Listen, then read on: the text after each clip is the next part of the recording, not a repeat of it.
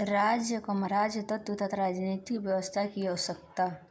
भारतीय राज्य व्यवस्था को समझने से पहले जरूरी है कि राज्य व्यवस्था की कुछ मूलभूत अवधारणाओं को परिभाषित शब्दावली से आप परिचित हो।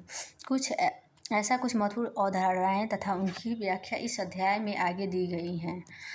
राज्य क्या है? राज्य क्या है? राज्य व्यवस्था से जुड़ी सबसे प्राथमिक अवधारणा राज्य स्टेट है।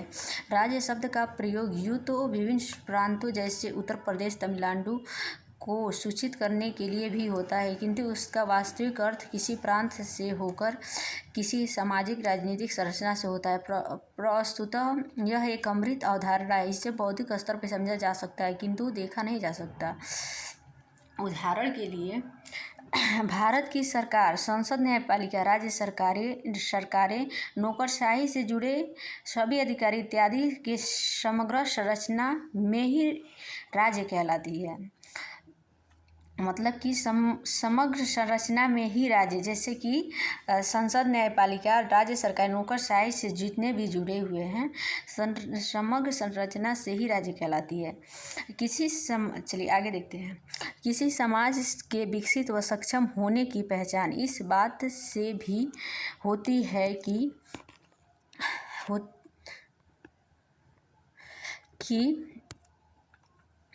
सरकार, संसद, न्यायपालिका, राज्य सरकारें, नौकरशाही से जुड़े अधिकारी इत्यादि की समग्र संरचना राज्य कहलाती है। किसी समाज के विकसित सक्षम होने की पहचान इस बात से भी होती है कि वह राज्य स्वतंत्र विकसित हो सका या नहीं। विश्व के अधिकांश विकसित देशों में ऐसी राजनीतिक प्रणाली दिखाई देती है, जैसे संयुक्त राज्य अमेरिका, इंग्लैंड, ऑस्ट्रेलिया में, और ऐसी राजनीतिक प्रणाली से वंचित देशों को, जैसे कुछ समय से पहले अफगानिस्तान में विकास का अवरुद्ध हो जाना, इसी बात का प्रमाण है। राज्य के तत्व चलिए देख लेते हैं। Element of state. किसी भी राज्य के होने की शर्त कि उसमें निम्नलिखित 4 विद्यमान हो। राज्य की मतलब मान लीजिए कि राज्य का होने का मतलब उसमें 4 शर्त, जैसे उसमें 4 तत्व विद्यमान होने चाहिए होते हैं। जैसे कि राज्य के तत्व मतलब एक निश्चित भूभाग हो, जनसंख्या हो, और चलाने के लिए सरकार हो, और संप्रभुता हो जिससे वो अपनी फैसला स्वयं ले सके। चलिए आगे देख लेते हैं।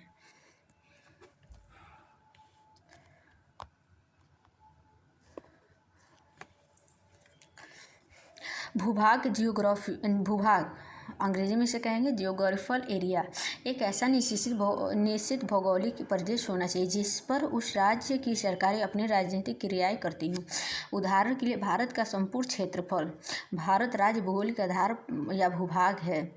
जनसंख्या मान लीजिए पॉपुलेशन। राज्य की होने की शर्त कि उसके भूभाग पर निवास करने वाला एक ऐसा जन समुदाय होना चाहिए जो राजनीतिक व्यवस्था के अनुसार संचालित हो। यदि जनसंख्या नहीं होगी तो राज्य का अस्तित्व निरर्थक हो जाएगा। जैसे कि मान लीजिए किसी भी देश को अगर मुझे चलाना है, अगर वहाँ जनसंख्या ही नहीं रहेगी तो सरकार का होने का कोई मतलब ही नहीं, भूभाग का भी कोई मतलब नहीं है। और जनसंख्या भी हो और भूभाग ना हो तो भी जनसंख्या कहाँ रहेगी। इसलिए ये दोनों चारों तत्वों का होना जरूरी है। सरकार, गवर्नमेंट। अब मान लीजिए जनसंख्या होगी तो इसे चलाने के लिए सरकार की आवश्यकता पड़ेगी। सरकार एक या एक से अधिक व्यक्तियों का समूह जो व्यवहारिक स्तर पर राजनीतिक शक्तियों का प्रयोग करते हैं। राज्य, स्टेट, सरकार, गवर्नमेंट में यही अंतर है कि राज्य अमूर्त संरचना, एब्स्ट्रैक्ट स्ट्रक्चर, जबकि सरकार की मूर्त कॉन्वेस्ट व्यवहारिक अभिव्यक्ति। संप्रभुता या प्रभुता राज्य का अंततः महत्वपूर्ण तत्व है। इसका अर्थ है कि राज्य के पास अर्थात उसकी सरकार अपने भूभाग, जनसंख्या सीमाओं के भीतर कोई भी निर्णय की पूरी शक्ति होनी चाहिए। उसे किसी भी बाहरी दबाव या निर्णय के लिए बाध्य नहीं होने चाहिए।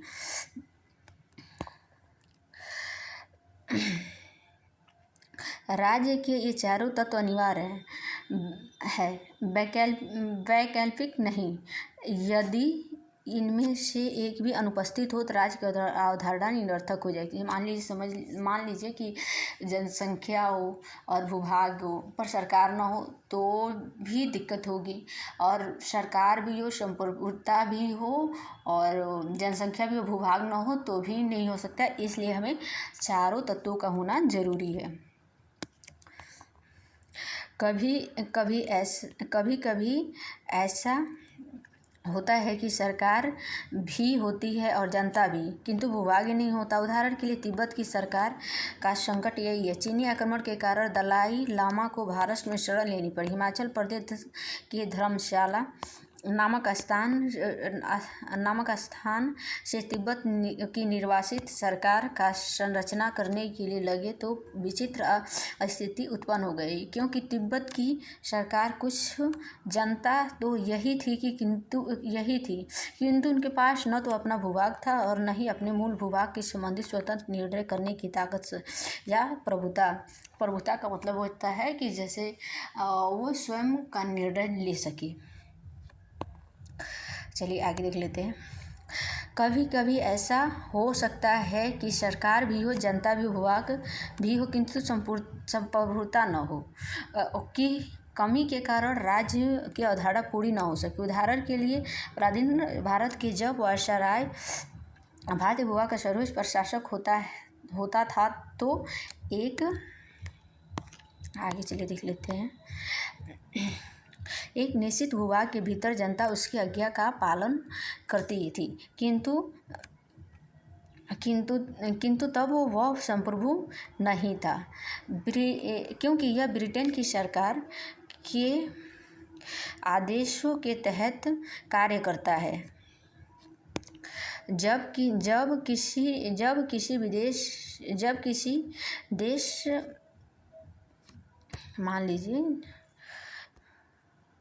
जब किसी देश में अराजक स्थिति पैदा हो जाती है तो भी राज्य का ढांचा चरमराने लगता है। उदाहरण के लिए अफगानिस्तान में लंबे समय तक कई गुटों का झगड़ा चलता रहा। अलग अलग गुट देश अलग अलग हिस्से पर कब्जा जमाने में असफल होते रहे। ऐसी स्थिति में सरकार की शक्तियाँ व्यवहारिक स्तर शून्य हो जाती, इसलिए संप्रभुता प्रश्न चिन्ह लग जाता है। चलिए आगे देख लेते हैं। अब ये हेडिंग है राजनीतिक सिद्धांत का अर्थ तथा इसका विकास। जैसे कि मीनिंग ऑफ, इसका अंग्रेजी में बोलेंगे meaning of polity and political theory and it's evolution.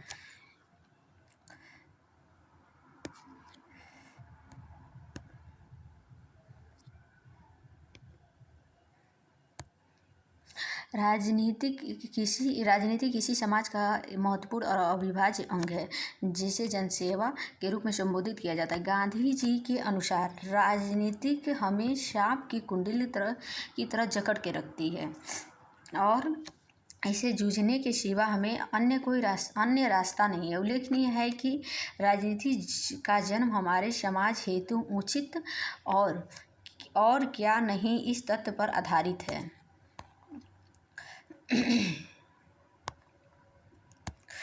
वही राजनीतिक सिद्धांत उन विचारों राजनीतियों का व्यवस्थित रूप और प्रतिबिंबित करता है जिनसे हमारे जीवन, सरकार तथा संविधान के आकार प्राप्त किया है। साथ ही राजनीतिक सिद्धांत का मुख्य उद्देश्य नागरिकों राजनीतिक प्रश्नों के बारे में तर्कसंगत ढंग से सोचने, सामयिकी राजनीतिक घटनाओं का सही तरीके से मूल्यांकन करने की परीक्षण देना। चलिए देख लेते हैं राजनीतिक व्यवस्था की आवश्यकता क्यों है। What is political system required. मान लीजिए राजनीतिक व्यवस्था की आवश्यकता संदर्भ इतिहासकारों और मानव शास्त्रियों ने भी प्राचीन से प्राचीन और सरल से सरल जितने समाजों का अध्ययन किया उन सभी में किसी न किसी रूप में राजनीतिक ढांचा पॉलिटिकल स्ट्रक्चर की उपस्थिति देखी गई, चाहे ढांचा राजतंत्र का हो, लोकतंत्र डेमोक्रेसी या तानाशाही का। वर्तमान में राजनीतिक व्यवस्था की भूमिका काफ़ी ज़्यादा बढ़ गई है। जनसंख्या की अधिकता के कारण यह बिल्कुल संभव नहीं रहा कि लोग आपसी सहमति से ही काम चला सके। औपचारिक कानून निर्माण और कानून को लेकर विवादों की स्थिति में न्यायिक प्रक्रियाओं की बहुत अधिक मात्रा में पड़ने लगी है। इतना ही नहीं, आज राजनीतिक व्यवस्था सिर्फ कानून का पालन करवाने तक सीमित नहीं है। अब उसने लोक कल्याणकारी राज्य का रूप धारण कर लिया है और समाज के सभी वर्गों को स्वतंत्र, समानता व न्याय उपलब्ध कराना उसकी जिम्मेदारी हो गई है। किसकी जिम्मेदारी हो गई है? चलिए देख लेते हैं। मतलब कि वो जो राजनीतिक व्यवस्था है उसकी राज्य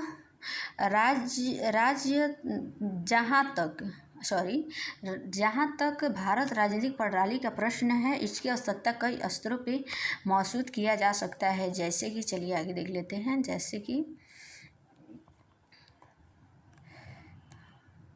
भारत में राष्ट्र निर्माण की प्रक्रिया अभी भी चल रही है, जिसे राष्ट्र विरोधी ताकतें नुकसान पहुंचा सकती हैं। ऐसी खबरों से निपटने के लिए महत्वपूर्ण राजनीतिक प्रणाली भी जरूरी है। दूसरा है second heading, second paragraph, Bharat आंतरिक सुरक्षा इंटरनल सिक्योरिटी के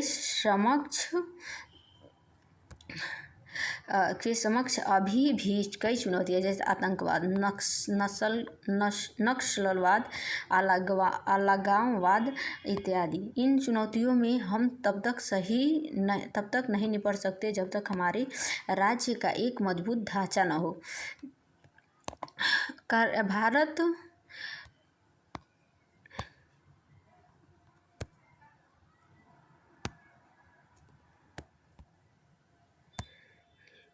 भारत राज्य एक कार्यकारी राज्य है और यह वंचित वर्गों को समानता की स्थिति में लाने के लिए गंभीर प्रयास करता है। आरक्षण तथा सामाजिक न्याय की अन्य नीतियाँ इस उद्देश्य से लागू की जाती हैं। चूँकि भारत समाज एक बहुत बड़ा हिस्सा, जैसे स्त्रियाँ, बच्चे, पिछड़ी जातियाँ, अल्पसंख्यक समुदाय भिन्न दृष्टियों से वंचन का शिकार हो रहा है और इन्हें समाज की मुख्य धारा में लाने के लिए ज़रूरी है कि सरकार की ओर विशेष सुविधाएं दी जाए। इसलिए सरकार की ओर से विशेष सुविधाएं दी जाए इन लोगों को।